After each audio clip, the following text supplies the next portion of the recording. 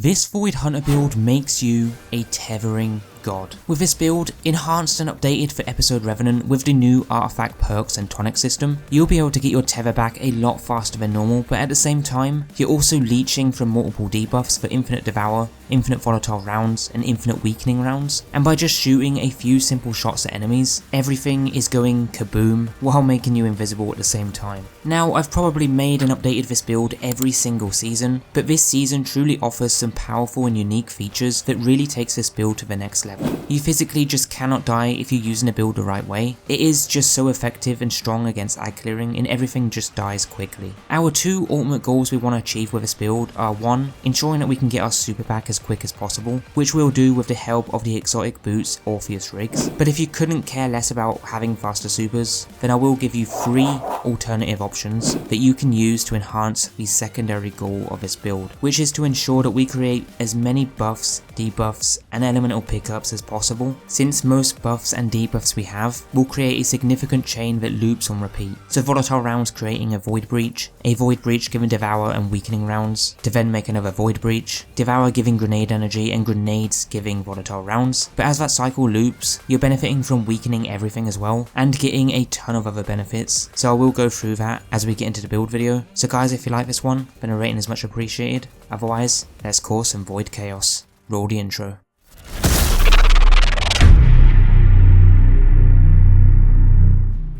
Now, Void Hunters have had some of the best builds in the entire game, but there's also a bunch of other builds that are just as good, which is why if you like this build and you want to see more top builds for Destiny 2 Episode Revenant, then be sure to check out my new Season 25 builds playlist, which you can find linked down below, because you might just find your new best build in there. But today, we're rocking the Void subclass on the Hunter as a fast supers build, but also as a leeching debuffer build. And what I mean by this, we'll primarily take advantage of the collective obligation to leech our debuffs to make them cause further chaos. But don't panic just yet, because this exotic weapon is optional and you don't have to use it. It just helps, so I recommend that you do use it. Now, there are 2 of 3 supers that you can use for this build, which are the Moebius Quiver and the Deadfall. Now for this build, we're going to specialise in the Shadow Shot Deadfall, because this thing is just fantastic for both ag clearing, so that you can get it back quicker, but also to debuff bosses for that 30% extra damage. It does also last a stupidly long time, which is 12 seconds initially, but you can extend that duration up to 25 seconds by just killing ads that are tethered. This is good because the tether is going to provide us with 2 benefits. Our first one being Weaken, which will debuff enemies by 30%, but also that Weaken effect is going to play a major part of the build's loop this season.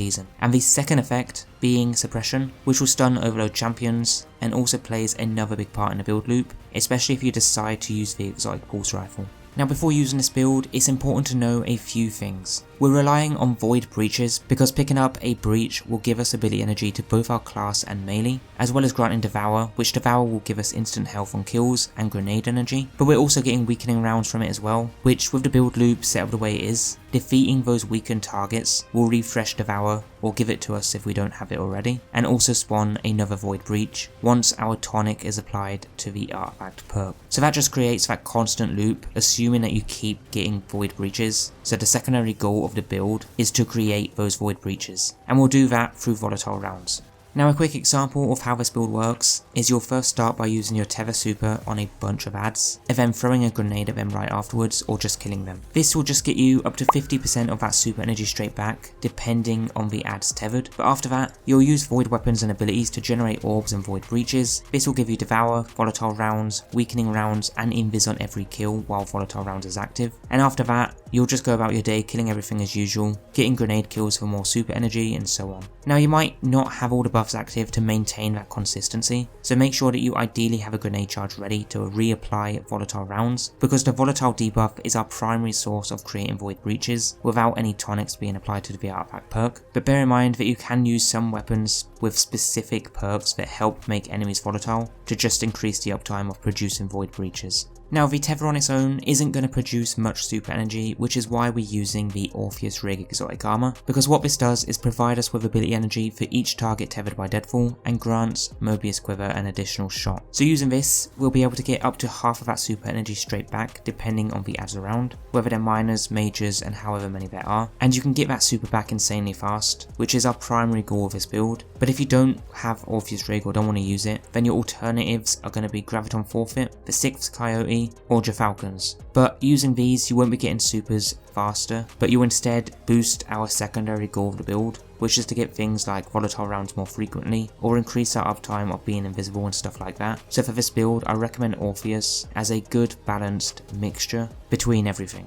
Now with this build, there are 2 void aspects that are going to let you dominate, and those are Stylish Executioner and Vanishing Step. Now Stylish will make you invisible when you defeat a weakened, suppressed or volatile target, whereas the Vanishing Step will make you invisible when dodging. So we have our 2 sources of going invisible. Now since Stylish Executioner requires us to defeat debuff targets, that being by either the weakened, suppression or using volatile rounds, we'll need to apply those debuffs to enemies, and our main ones that we're going to be applying are both the volatile and weaken. The way we'll get volatile rounds will be from the grenade by using Echo of Instability, the Void Fragment, where defeating targets with grenades grants volatile rounds to void weapons. So this makes Collective Obligation a really good choice, because when attacking those enemies affected by debuffs, we can then reapply those debuffs with Collective Obligation for the times that we don't have a grenade charge. So those are the 2 ways we'll constantly apply volatile rounds. So just make sure that you have a good void weapon on, which I strongly recommend Collective Obligation, but you can use things like a Recluse, a Commemoration, or even things like a Fighting Lion, which also got buffed recently. But if you're using Collective, then that will also leech weakened debuffs as well, and that's important because of the artifact perks and other things that we're using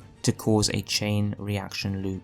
So in the subclass, our void grenades will also weaken enemies because of the Echo of Undermining Fragment, and you want to weaken enemies because you can apply the tonic to the Power of Pain artifact perk. You will create void breaches when rapidly defeating weakened combatants, and void breaches play a big part of this build, so we want to prioritize creating them as much as possible. So this is just one way of getting them, but our primary way is actually from Echo of Cessation, where defeating volatile targets creates a void breach. So obviously a grenade kill starts the chain to make volatile rounds, to then make the void breach. Now that void breach you pick up will give us devour because of the next fragment, Echo of Starvation, where picking up a void breach or an orb of power grants devour. But also in the artifact again, picking up a void breach will cause your next source of damage to create a large weakening pulse. So because you're rapidly killing weakened targets, that is then going to create another void breach that will grant the same buff, and you just loop between those 2 perks when the tonic is activated. So you just have to make sure that you're applying the tonic of weakening void so that that boost of the artifact perk stays active. Otherwise, you can still make the void breaches, but you'll rely only on volatile rounds. There is one more perk benefiting us though, and that is Served Cold, where picking up a void breach also grants melee energy. Nothing huge, just a bit of extra energy to the melee, which is always handy, because the melee ability actually weakens enemies as well, so that's just another way to weaken them. I would run a Gambler's Dodge though, just so that you can get the melee back when dodging near enemies. Since dodging makes us invisible, it's a great way to quickly get out of a rough situation if things go wild, which could potentially save your team from having to restart something like a GM.